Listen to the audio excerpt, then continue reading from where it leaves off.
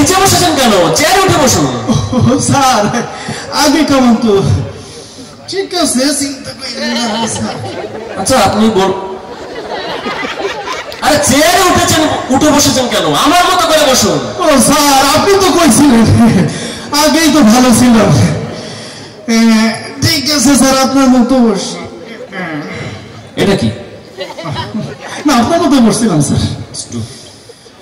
আচ্ছা আপনার বায়োডাটাটা একটু খটকা লাগছে। আসলে আপনার নামটি কি স্যার? মানে আপনার নামটি কি? হালা এই প্রশ্নের উত্তর তো কই নাই স্যার। উত্তর দেয় না মানে? না স্যার এটা খুঁজতেছি স্যার। আরে আপনার নামটি কি? স্যার আমি আপনার মোবাইল সাইডে কবে আমি আপনার 14 গোষ্ঠীর নাম শুনতে চাইছি। স্যার আমারটা তো এর ভিতরেই আছে স্যার। 1400। আচ্ছা আপনার জন্ম কত সালে? কমন বাচ্চা কমন সাল জিগেছে স্যার। এই হওয়ার কথা ছিল 47 সালে, কিন্তু হয়েছে 71 সালে স্যার। মানে কি? আপনার বাবার নাম কি? স্যার কম বেশি সবারই অবদান আছে, সারা বাংলাদেশের মানুষের তো অবদান আছে স্যার। আস্তাগফিরুল্লাহ। আপনার বাড়ি কোথায়?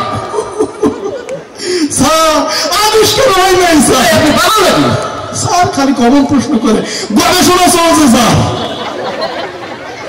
কত স্টুডেন্ট দেখুন স্যার আপনি শুরু থেকেই আলতু ফালতু বকেই যাচ্ছেন। আপনাকে একটি শেষ সুযোগ দিতে পারি আমি। জি স্যার। আমি ঠিক যা যা বলবো আপনি ঠিক তাইতে উত্তর দিবেন। আপনি কোনো টেনশন করবেন না স্যার, আপনি যা যা বলবেন আমি ঠিক ঠিক তাই বলবো স্যার। মনে থাকবে? জি স্যার।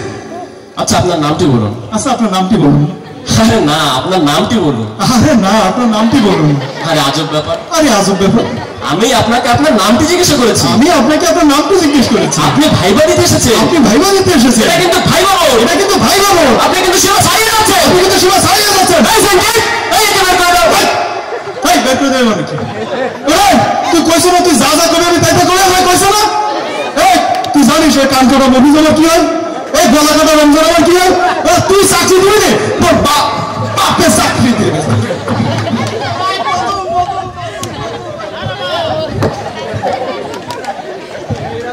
হ্যালো কেমন হলো অভিনয়? কেমন হলো?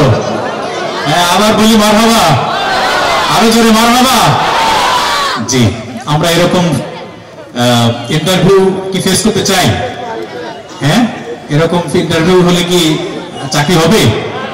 হবে না। আমাদের প্রজন্মকে গড়তে হবে সুন্দর শিক্ষা ব্যবস্থার মধ্য দিয়ে।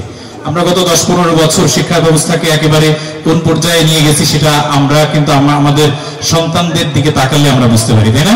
মোবাইলের মধ্যে চলে আসছে না আমাদের শিক্ষা ব্যবস্থা। হ্যাঁ